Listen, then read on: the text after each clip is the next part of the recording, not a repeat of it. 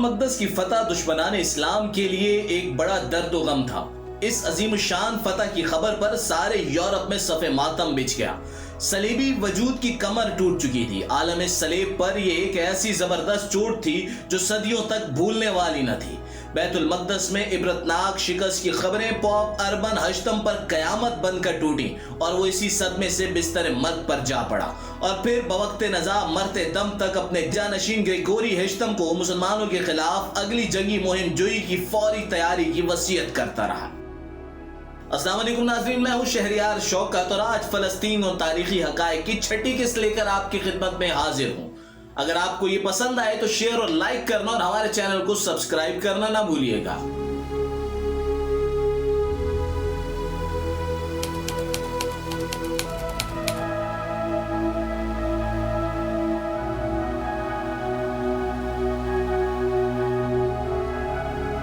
दो माह बाद ग्रेगोरी की जगह नए पॉप क्लेमेंट स्वयं फायज हुआ। भड़कते हुए इंतकाम और इस्लाम दुश्मनी की आग में जलते हुए यूरोप ने सुल्तान के खिलाफ 4 सलीबी जंगें लड़ी। तीसरी सलीबी जंग में ईसाइयत की मजहबी बालादस्ती के लिए पूरे का पूरा यूरोप अपनी रियासती क़यादतों के साथ शरीक था। पूरी दुनिया के ईसाई पादरियों और राहबों ने शहर शहर घूमकर ईसाइयों को मजहब के नाम पर मुसलमानों के खिलाफ दोबारा जंग करने के लिए उभार कर अपना मुकद्दस मजहबी फरीजा अदा करने की कोशिश की। इससे पहले ईसाई दुनिया ने कभी इससे बड़ी जंग न लड़ी थी। बहुत बड़ी तादाद में ईसाई दुनिया ने इस जंग के लिए फौजी और जदीद असला फराहम किया।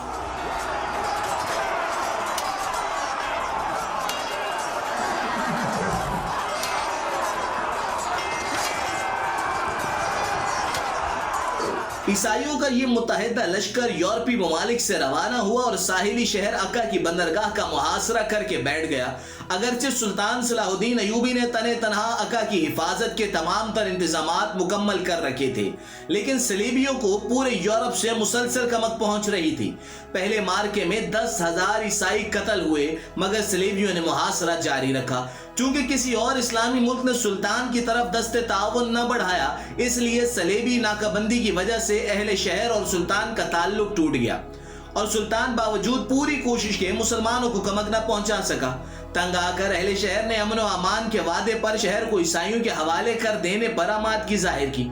फरीकैन के दरमियान मुआहिदा तय हुआ और मुसलमानों ने हथियार डाल दिए। मुसलमानों को इजाजत दे दी गई कि वो तमाम माल व असबाब लेकर पुरअमन तरीके से शहर से निकल जाएं, लेकिन शाह बरतानिया रिचर्ड ने इस अमन मुआहिदे के खिलाफ वर्जी करते हुए बदतरीन बदअहदी की और मुसलमान महसूरीन को इंतहाई बेदर्दी के साथ कत्ल किया।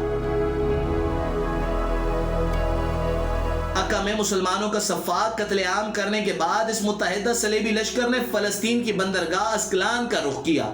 याद रहे कि अस्कलान पहुंचने तक ईसाइयों का अयूबी सुल्तान के साथ 12 मरतबा खून रेजी मुकाबला हुआ।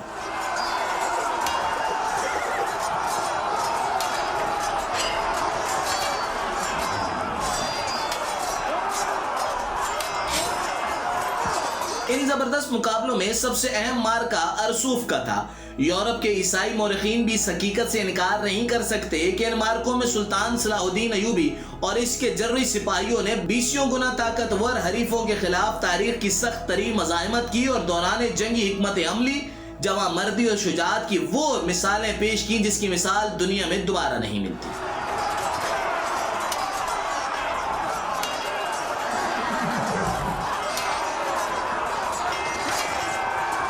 ख्याल रहे कि इस इंतहाई अहम और फैसला कुन वक्त में किसी भी मुसलमान हुकूमत ने सुल्तान सलाहुद्दीन अयूबी की कोई मदद न की, लिहाजा सुल्तान को अपने आखिरी दिफाई प्लान के तहत वक्ती पसपाई इख्तियार करना पड़ी। एक जंगी हिकमत अमली के तौर पर पसपा होते हुए सलाहुद्दीन अयूबी ने अस्कलान का शहर खुद ही तबाह कर दिया था। जब सलेबी लश्कर वहां पहुंचे तो उन्हें ईंटों के ढेर के सिवा सिर्फ राख मिली। इसके अलावा वहां कोई तीसरी चीज मौजूद न थी। इसके बाद इंतहाई कलील मुद्दत और इंतहाई कम वसाइल के बावजूद अयूबी सुल्तान ने बैतुल मकदस के भरपूर दिफा और फैसला कुन मार्के की तैयारी मुकम्मल कर दी। सुल्तान सलाहुद्दीन जानता था कि अस्कलान के बाद सलेबियों का अगला निशाना यकीनी तौर पर बैतुल मकदस ही होगा। तारीखदान दंग रह गए और अक्ल इंसानी इस बात में हैरान होगी कि सुल्तान सलाहुद्दीन ने अपनी मुख्तसर सी फौज के साथ इस हैबतनाक सलेबी लश्कर का मुकाबला किया और दिफाई हिकमत अमली, जुर्रत और हौसले की मिसालें कायम की।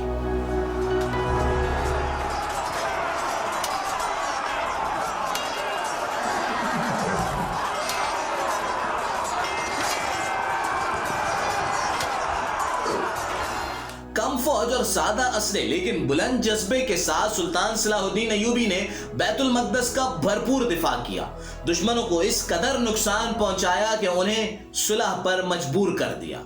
इसके बाद क्या हुआ जानने के लिए अगली किस्त का इंतजार कीजिए।